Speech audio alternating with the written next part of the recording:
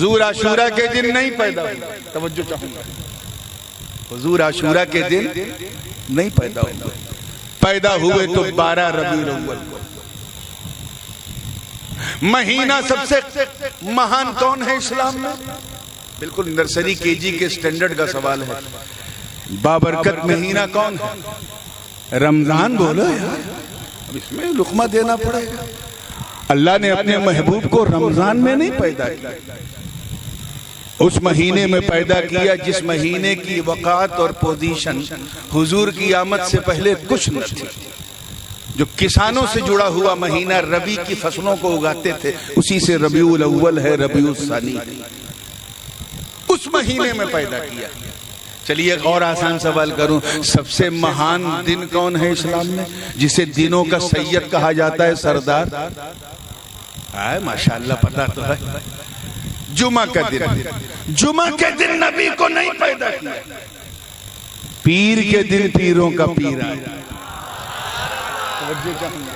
ذرا سا دیکھیں آپ، پیر کے دن پیروں کا پیر آیا۔ اچھا، سب حضور کی آمد سے پہلے وہ کون سا خاندان تھا جس کی فضیلت کی بات اللہ پاک پچھلی کتابوں میں بھی اس نے کی، قرآن مقدس میں بھی کیا، جو بڑا مہان خاندان مانا جاتا تھا، جس میں انبیاء کی ایک لمبی چوڑی لائن ہے کہ اتنے انبیاء اس خاندان میں پیدا ہوئے۔ کون سا خاندان تھا؟ بنی اسرائیل۔ بولیے زور سے، وہ خاندان جس میں حضرت یعقوب سے لے کر کے حضرت عیسیٰ علیہ السلام تک انبیاء اور مرسلین کی ایک لمبی لائن، وہ خاندان جس کے بارے میں رب نے فرمایا انی فضلتکم علی العالمین، ہم تمہیں تمام عالم پر فضیلت بخشتے ہیں۔ اپنے محبوب کو بنی اسرائیل میں نہیں پیدا کیا، بنی قریش میں، بنی اسماعیل کے بنی قریش میں پیدا کیا، جو اتنا مشہور نہ تھا۔ حد تو یہ ہے کہ فلسطین کی ہری ہری زمین پہ نہیں، فلسطین کی ہریالیوں میں نہیں، بلکہ مکے کے بنجر میں پیدا کیا۔ ایسے بنجر میں کہ جب حضرت ابراہیم اپنی فیملی کو لے کے وہاں پہنچے تھے تو عرض کیا ربنا انی اسکنت من ذریتی بواد غیر ذی زرع عند بیتک المحرم، اے اللہ میں اپنے پریوار سہت اس وادی غیر ذی زرع بنجر زمین پہ آیا ہوں، تیرے حکم سے آیا، ہری زمین پہ نہیں، مکے کے بنجر میں پیدا کیا۔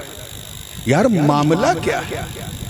جب اتنا مہان دن جسے اللہ کا دن کہا جاتا ہے، اللہ کے دنوں میں سے ایک دن کہا جاتا ہے، اس عاشورہ کے دن نہیں پیدا کیا تو 12 ربیع الاول کو، رمضان کے مہینے میں نہیں، ربیع الاول کے مہینے میں، جمعہ کے دن نہیں بلکہ دوشنبہ سوموار کے دن، پیر کے دن، بنی اسرائیل کے خاندان میں نہیں، بنی قریش میں، فلسطین کی زمین پہ نہیں، مکہ کی۔ معاملہ کیا ہے؟ اے اللہ جب یہ اتنا بڑا دن ہے، اتنا مہان دن ہے، اتنا بے مثال دن ہے، اتنا شاندار دن ہے، اتنا لاجواب دن ہے کہ یہ تیرے دنوں میں سے ایک دن ہے، اس دن دنیا بنائی، زمین و آسمان کو بنایا، لوح و قلم کرسی بنائے، اسی دن تو نے جنت و دوزخ کو بنایا، اسی دن نہ جانے کتنے نبیوں کی معراج ہو گئی، اس دن اپنے محبوب کو کیوں نہیں پیدا کیا؟ یہ ایک ایسا سوال تھا میرے دوستوں جو ہر عاشق کے سینے سے پھوٹتا ہوا نکلا، اسی سوال کے گھیراؤ میں تھا کہ عالم خیال میں جواب ملا۔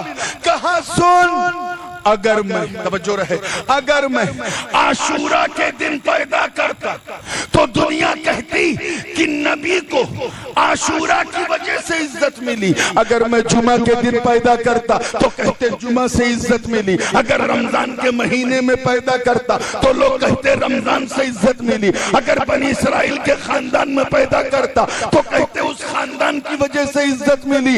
اسی لیے میں نے ربیع الاول کی 12 چنا، جمعہ کے بجائے سوموار چنا، بنی اسرائیل کے بجائے بنی قریش چنا، فلسطین کے بجائے مکہ چنا، رمضان کے بجائے ربیع الاول چنا، تاکہ سب سمجھ جائیں کہ ان چیزوں سے نبی کو عزت نہیں ملی بلکہ نبی سے ان چیزوں کو عزت ملی۔ نعرہ تکبیر، نعرہ رسالت، سرکار کی آمد، سردار کی آمد، حضور کی آمد، پر نور کی آمد۔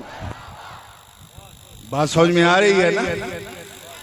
یہ تو اللہ کا دن ہے، لوگ سمجھ جائیں کہ جب نبی کے کتنے لوگ کیچ کرنے بیٹھے ہیں، جب نبی کے چرنوں کا پرتاپ پاتا آسمان بن جائے، زمین بن جائے تو اسے اللہ کا دن کہتے ہیں، تو پھر وہ نبی جو سراپا نور بن کر آمنہ کی گود میں آیا، اس 12 ربیع الاول والے دن کو ہم اللہ کا دن کیوں نہ کہیں؟ سبحان اللہ۔ اس دن وہ آیا جس سے ربیع الاول کو عزت ملی، اس دن وہ آیا جس سے پیر کے دن کو عزت ملی، اس دن وہ آیا جس سے بنی قریش کو عزت ملی، اس دن وہ آیا جس سے مکے کو عزت ملی، ارے اس دن وہ آیا جس سے کعبے کو عزت ملی، اور ایسی عزت ملی کہ کعبے نے کعبے کو عزت دی تو عاشق رسول نے بریلی سے آواز دے دی،